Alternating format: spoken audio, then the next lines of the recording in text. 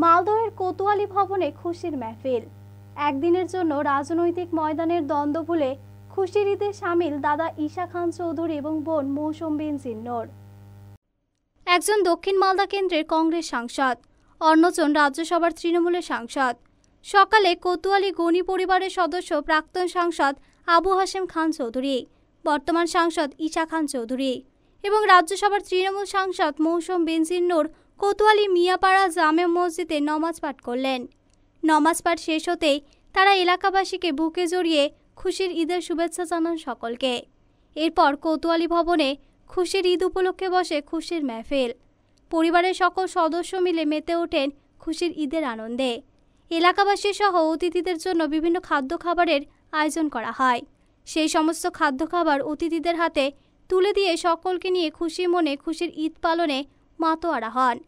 জেলাবাসীকে খুশির ঈদের শুভেচ্ছা জানান প্রাক্তন সাংসদ আবু হাশেম খান চৌধুরী, দক্ষিণ মালদার বর্তমান সাংসদ ঈশা খান চৌধুরী ও রাজ্যসভার সাংসদ মৌসুম নূর।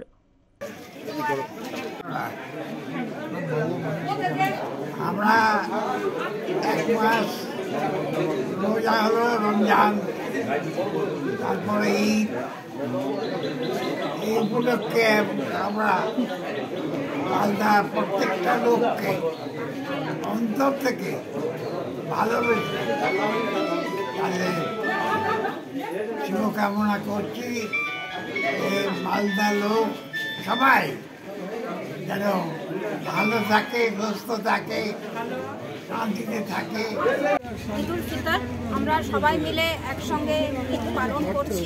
এটা একটা খুশির উৎসব, আনন্দের উৎসব এবং সারা মাস আমাদের যারা ইসলাম ধর্ম ফলো করেন তারা রোজা রাখেন, দোয়া করেন আল্লাহর কাছে এবং তারা সারা মাস কোরআন শরীফ পড়েন। এটা একটা ধৈর্য, আমাদের এই মাসটা ধৈর্য রাখতে শেখায় এবং সারা দিন মানুষ না খেয়ে থাকেন। তো এই 30টা দিন তারা রোজা পালন করেন, ইফতার করেন এবং আজকের এই 30টা দিনের পরে